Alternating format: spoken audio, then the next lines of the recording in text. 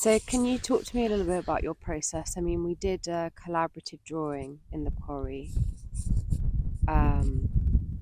which was great fun. And that's something you do on your own, obviously on a smaller scale. And can you sort of explain why that's important for your process? I really like to start my work outside. I won't necessarily start a final piece outside, but I like to be able to get some information down on paper outside, and actually rolling a long sheet of paper out and physically moving around it to look at different aspects of the landscape.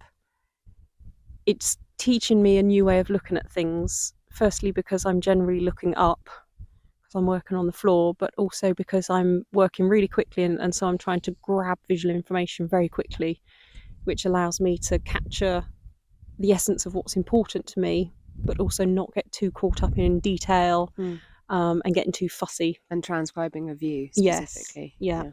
They have a certain energy to them and a spontaneity. I need that sort of really quick, rapid change and rapid change of viewpoints.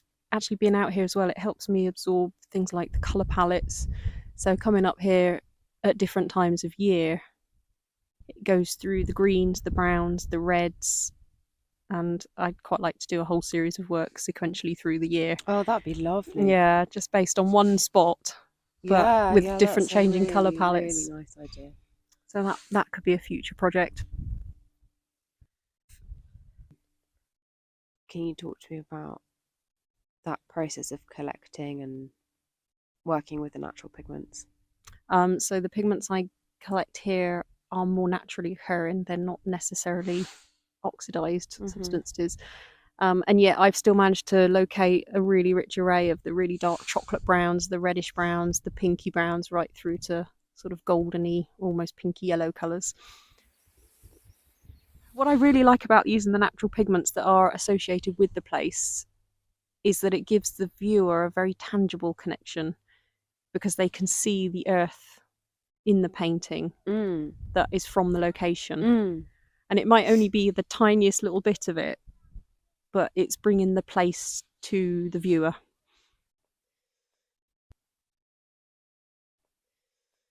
The stack of rocks, which is becoming not a motif in your work, but you often use it and have been doing so more recently. Is that a response to these stacks of rock, even though they're not stacks really, they're just eroded? They're just there, yeah. And things like the cheese ring, you know, with those, is that a response?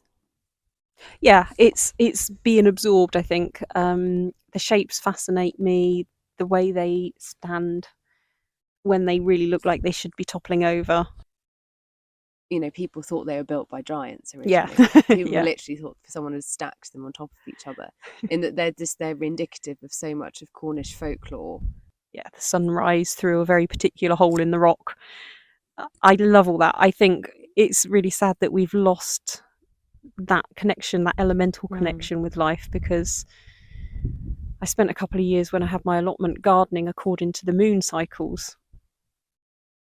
And again, there was just something really, it felt like connecting to some ancient wisdom. Oh, wow. It was really, it was such an experience to do.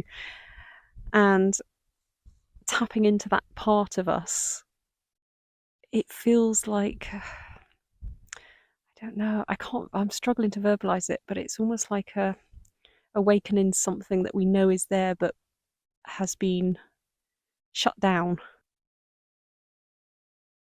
There's just so much when you start looking. There's so much more than you notice on first look. Yeah.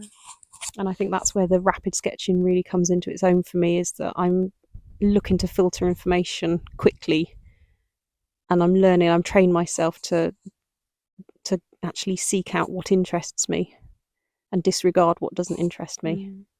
And that's what's made a difference with my art. That's what's made it more engaging for me to work on, is that I'm actually picking out the bits that intrigue me, rather than trying to do all the detail that doesn't necessarily interest me.